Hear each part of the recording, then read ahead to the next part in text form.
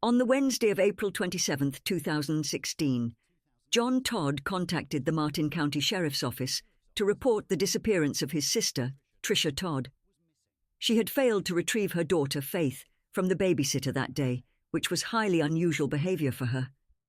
When deputies arrived at Trisha's residence, the scene inside her house appeared normal, no signs of a disturbance or suspicious activity. However, her vehicle was parked across from her residence, not in its usual spot. Inside the vehicle, the police found her purse and keys on the passenger seat, but her cell phone and wallet were missing.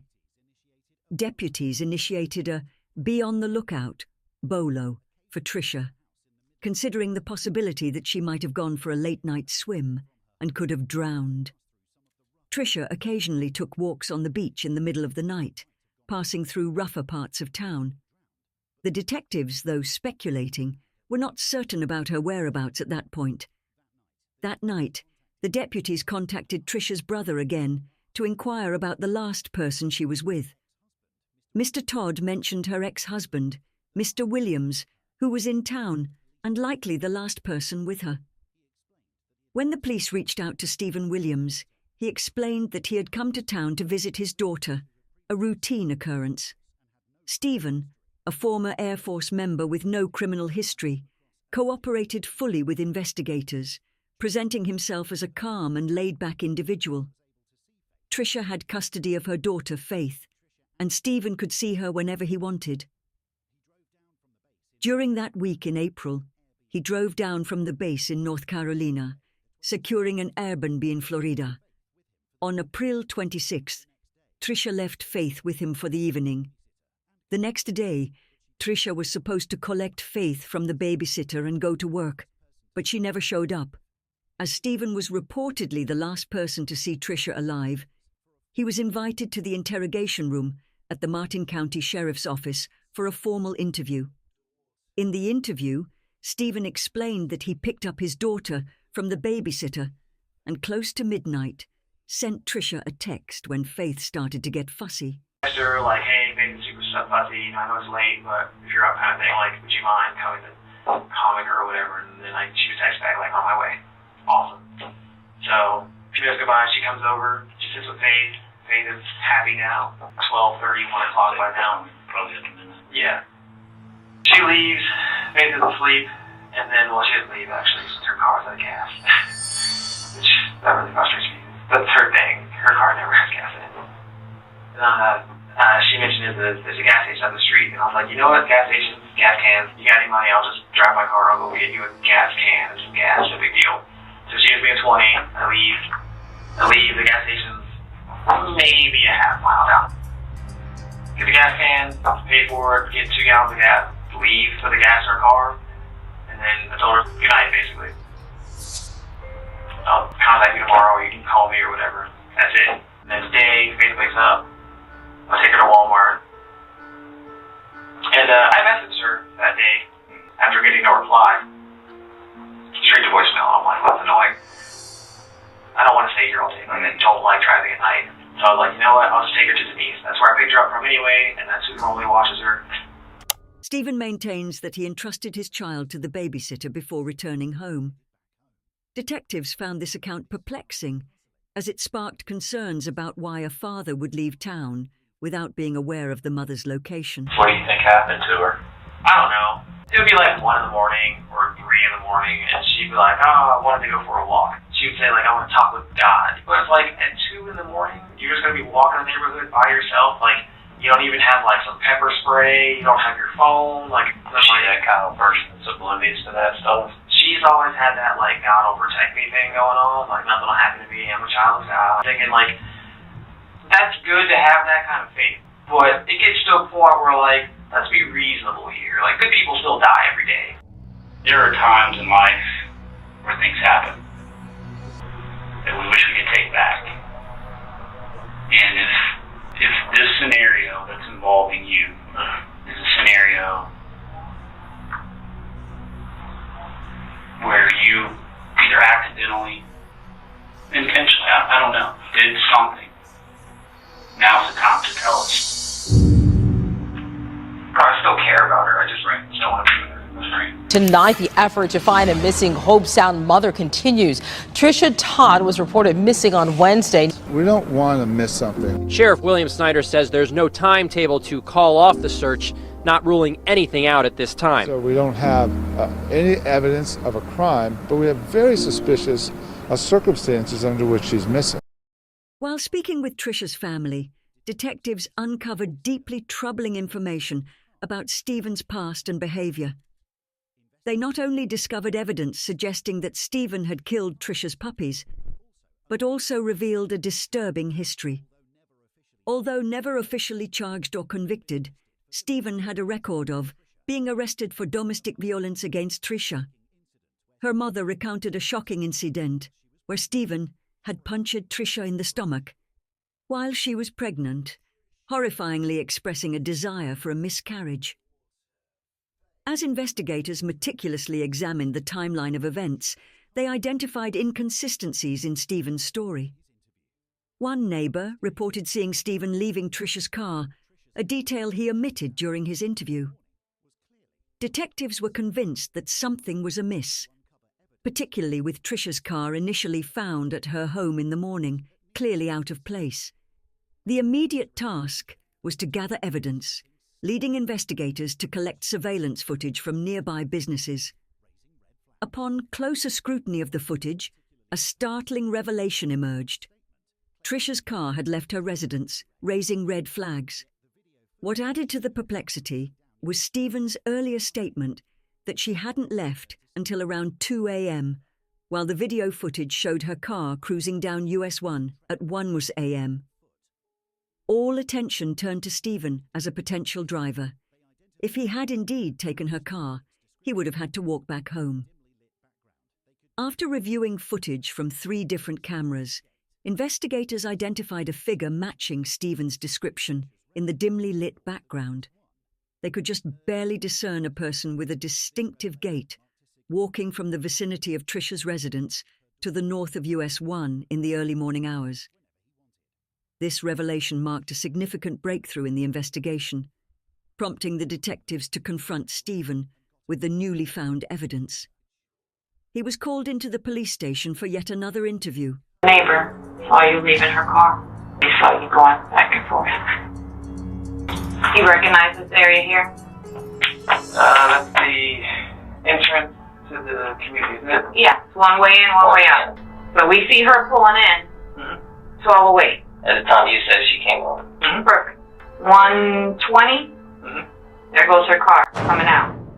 A couple minutes later, that same car, her car, makes the U-turn, right here. Okay? And that. We see the car coming back in here. So literally went towards her house, came back.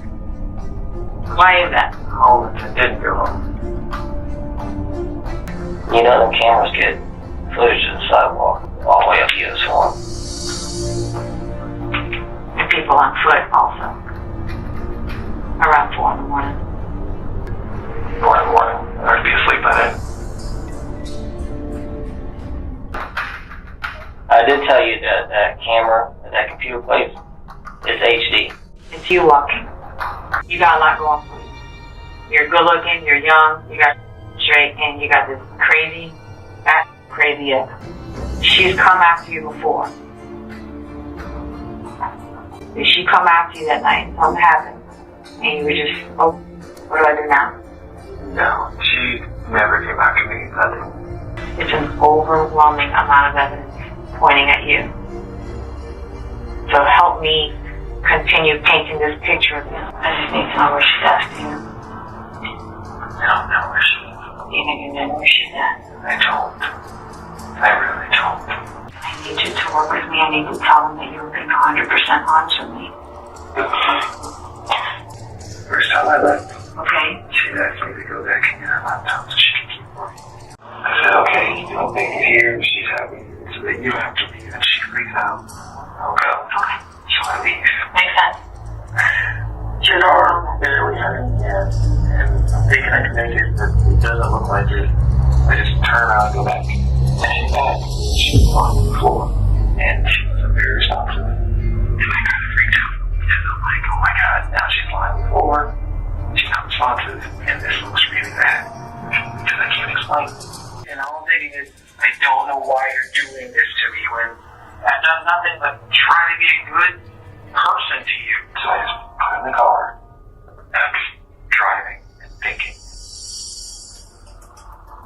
But she passed away in that car.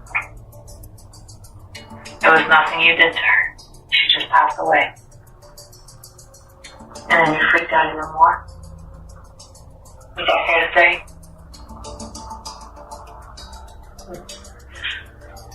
Did you just lay her down somewhere? Out in the open?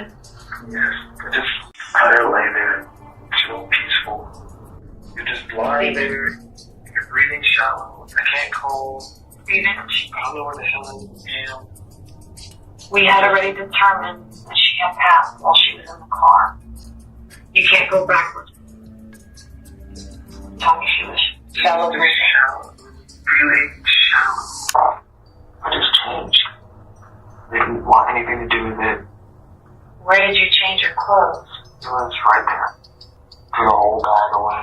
I didn't ask for this. I just wanted to come spend some time with my daughter. I don't know what's going on. I just don't know anything. She was in here and she was playing this way. Was this carpet here?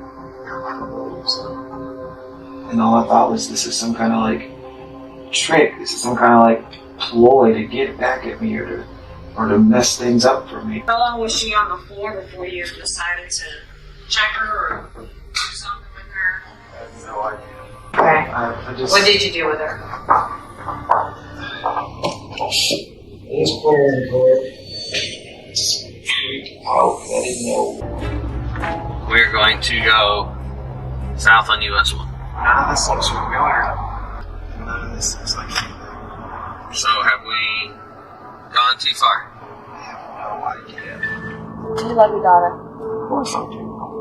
Of course I do. Okay. You need to give her mother back to her. But I can't. Okay, I told you she's going to need some type of stability. I have no. And you're all she's got. I don't even know. You are the only living parent that she has left. You need to show her. She's going to grow up saying, my dad did something to my mom, and he left her out. Is that what you want your daughter to grow up thinking? Knowing? Then take me to her. You have to. Stephen, you know. I don't know. I don't. The only reason you're not taking me there is because something else happened to her that night. Despite the detectives driving around without direction, they had not advanced in locating Tricia. Stephen, thinking he had once again avoided arrest, believed he was free to return home. However, unbeknownst to him, he had lost control of the situation. Throughout his explanations, he inadvertently revealed that he had left his daughter Faith alone at the house. Consequently, he was arrested for child endangerment. This arrest provided the detectives with an opportunity to extend the interrogation and delve further into the case. At one point, try to do CPR, call 911. You don't do any of that. You go and put her in her car. Yes, I could take her home. Is what I thought. I can just take her home and she can But you out of didn't. my hair. But you didn't. Because- You wanted her out of your hair, and you got it. Because I didn't. You got it, and I'm going to prove it. There really is no emotion in there. There really is nothing in there for her, huh? What are you talking about? I'm wanted going her off of what gone. you're saying. I wanted her to not be dead in my home. I wanted whatever this was to not be affecting me the way it was. It's Tom back home. Oh, we haven't met yet. What's your name? First thing I need you to get me over is you could tell them this initial version of events and leave out this whole, as you said multiple times, stupid laptop thing. Because it was stupid and it didn't make sense. Something doesn't make sense, it's generally not true. That doesn't look good. If I got up and I sat over there and you sat here, what would you think of me telling you that? Right? Yeah. You come back and Trisha's laying on the floor with an injury. You know, 911, boom, cops are there, ambulance, she gets treatment. And you did not do that, right? Do you have a conscience? Yes. Do you? Yes. And as she's laying in the back of the car, your conscience never kicked in and said, maybe she's still alive. Maybe I should take this opportunity to save a human life. Not just a human, but the mother of my child. So you're insinuating because I didn't think that I don't have a conscience? No, I'm not insinuating, I'm saying it. You make it seem like I had this whole grand... I don't have any plan. No, I didn't know any... This was the most poorly executed murder in history. I didn't murder her. Okay. What I want to do is try to set the stage so that you can actually tell the narrative about what actually happened, which is not that you planned all this. You know, it's maybe you guys got in an argument. Maybe it was over the computer, maybe it was over the gas. Because I sit here and tell you that she attacked me, that's just another different story that you're just going to be like, well, that's 5 different stories he's telling now. And that doesn't help either. So what do you want me to tell you? What do you want me to tell you, Dave? I want you to tell me the truth. The truth is never anywhere near as bad as what people will believe if you let them come up with their own story. I don't believe I hated her. I never hated her. I didn't So tell me that story. I think you're a good guy. You're a family man. You're trying to do the best that you can, okay? I know you were there. I want to give you the opportunity to tell me what happened. People's imaginations will run wild, and they will come up with the most horrific things. I don't even know where. It just happened. Talk to me about from midnight. I would never text her otherwise. It was Right. already late and she had already left. I would have never texted her. And you're a good dad. That's it. That's all I was trying to do was just be a good dad. Just, okay, you want your mom? Fine. Like, I'm not going to deny you that, you know? Talks about nonsense and bringing up child support and just more stupid stuff that I just, for the most part, tried to ignore. And then, yeah, there was a mix-up with the check, but that's not my fault because you told me this was your address, so yeah, that's where I mailed it to. And then she's telling me that's not the mailing address. So I'm like, that's not my fault. If you told me you moved, I did the responsible thing, and I made sure the check was going to go wherever you moved to if you're not at your mom's house. And then she's just going on and on and on. Now I owe her more money and back child support. It's just stupid. I was like, just let me have your account information. Here's the account number. And I'll direct deposit it, and this will never happen. And no, that's not going to work. You can't do that. You owe me all this money, and I don't want this. I don't know what's going on. I don't know why you're so mad. I don't know if you took a freaking crazy pill all the way over here, and that really pissed her off. And it just escalated. And then I just moved her away, and then she slipped. And that's when she freaking fell. And I'm like, oh shit. I asked her if she was okay. It was like a weird sound. She didn't say anything though. And then I freaking panicked. And then I just freaking panicked. And it's so fast. And then I pushed her. And then it wouldn't push. I was trying to get her away. Just please stop yelling in my face. It's like, just, you know, like if she was at that instance, fine. But she wasn't. And I'm like, please just stop. And so I went to move her away, and she slipped, and she hit her head, and I didn't mean for that. That wasn't my freaking fault. I wasn't. And then all I'm thinking is, great. Now I've pushed her, and she's hurt her head, and I'm done. I'm just everything I've tried to do, everything I've tried to be, is done because I've made a mistake. I didn't even lose my cool. I just tried to move you away. I just did. Very nice. Sorry. The detectives had enough to charge him with murder, thanks to the evidence of their animosity, his numerous lies, and his recent confession.